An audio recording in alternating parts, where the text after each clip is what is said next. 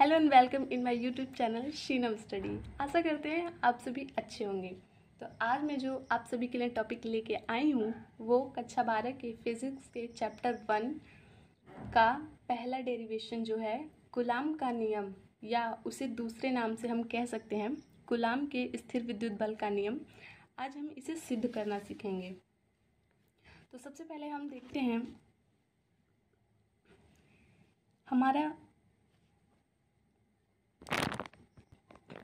हमारे पास दो आवेश हैं, Q1 आवेश और Q2 आवेश। इनके बीच की दूरी हम R मानते हैं।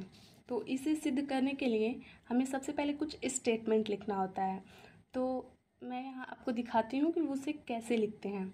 सबसे पहले हम लिखते हैं दो बिंदु आवेशों के बीच लगने वाला आकर्षण अथवा प्रतिकर्षण बल दोनों आवेशों के गुणनफल के समानुपाती होता है। अर्थात ये हमारा जो है Q1 आवेश और ये जो है Q2 आवेश, इन दोनों के बीच में जो आकर्षण अथवा प्रतिकर्षण बल लगता है उनके बीच के गुणनफल के समानुपाती होता है।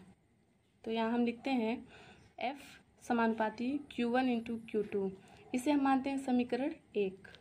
पुनः दोनों आवेशों के बीच की दूरी के वर्ग के व्युत्क्रमानुपाती होता है। अर्थात जो हमारा बल होता है वो इन दोनों आवेशों के बीच की दूरी के वर्ग के व्युत्क्रमानुपाती होता है। तो F व्युत्क्रमानुपाती 1/r²। जब हम इसे बट्टे के रूप में लिखते हैं तो हम इस सिंबल को व्युत्क्रमानुपाती मानते हैं। इसे हम मानते हैं समीकरण 2। अब हम समीकरण 1 और 2 को लेकर हल करते हैं। तो समीकरण 1 व 2 से, चूँकि हमारे दोनों समीकरण में बाएं तरफ का जो समीकरण है वो समान है, तो उसे हम एक बार लिखते हैं। तो F समानुपाती का सिंबल देंगे और Q1 इंटू Q2 और समीकरण 2 से 1/r² को जब हम हल करेंगे तो हमें मिलेगा Q1 इंटू Q2/r²। तो हमें पता है जब हम समानुपाती के चिन्ह को हटाते हैं तो हमें फिजिक्स द्वारा एक नियतांक दिया गया जो कि सार्वत्रिक नियतांक होता है। तो समानुपाती का नियतांक हमें कूलाम के नियम में समानुपाती के नियतांक को हटाने के लिए हमें K नियतांक दिया गया। तो F इज इक्वल टू समानुपाती के सिंबल को हटा के K लिखते हैं, K into Q1 into Q2/r²।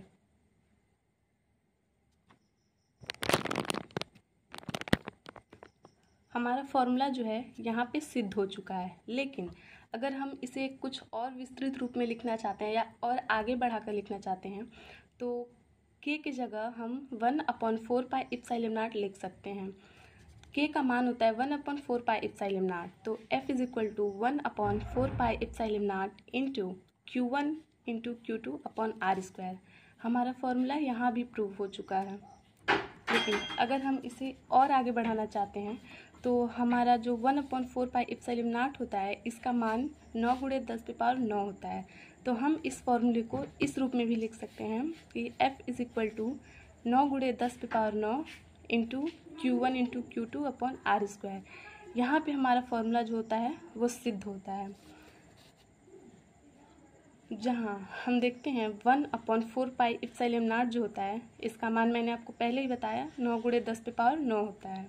लेकिन जो हमारा ε0 होता है इसका SI मात्रक कूलाम स्क्वायर प्रति न्यूटन मीटर स्क्वायर होता है।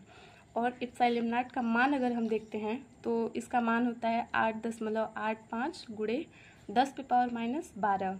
और अगर हम इसके विमीय सूत्र की बात करें तो विमीय सूत्र जो होता है वो हम हमेशा बड़े वाले ब्रैकेट में लिखते हैं।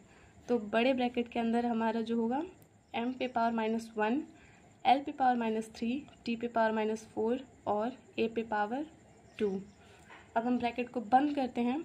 ये हमारा हो गया विमीय सूत्र। तो आशा करते हैं आप सभी को समझ में आया होगा। बहुत बहुत धन्यवाद।